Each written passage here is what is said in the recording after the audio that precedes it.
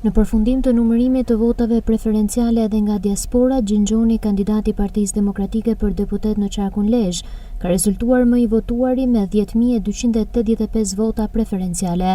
Ky rezultat e rendit gjithashtu ndër politikanët më të votuar në shkallë vendi, duke dëshmuar një mbështetje masive nga qytetarët e Lezhës. Edhe pse vetëm një vit në politik, Gjoni ka dalë me një diferencë të thellë ndaj rivalëve të tjerë në garë, teksa me qëndrimet e tij të qarta dhe të forta gjatë fushatës, ai fitoi besimin jo vetëm të demokratëve, por edhe të shumë qytetarëve të zhgënjur nga politika tradicionale. Mbështetja masive që mori konfirmon Gjinxhonin si figurë dominuese politike në Qarkun Lezhë dhe një zë të rëndësishëm të opozitës në skenën kombëtare.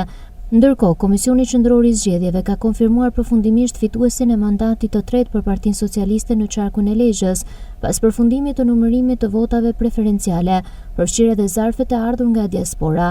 Gara për këtë mandat ishte tepër e ngushtë mes disa kandidatëve, por u vendos nga votat e diasporës. Admir Kadeli, i cili ishte renditur i dyti në votat brenda vendit, arriti të sigurojë numrin më të lartë të votave gjithsej, pasi diaspora i dha një mbështetje të fortë me 1986 vota, duke quar totalin e tij në 7586 vota preferenciale, më shumë se çdo kandidat tjetër në listën socialiste.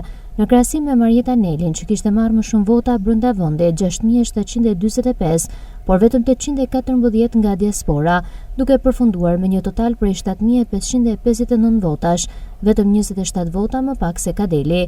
Ky rezultat nxjerr në pan ndikimin e drejtë për drejtë që diaspora shqiptare ka pasur në përcaktimin e fituesit, duke ndryshuar renditjen përfundimtare të kandidatëve. Votuesit jashtë vendit për herë të parë në mënyrë kaq domethënëse kanë përcaktuar fatin e një deputeti në parlament.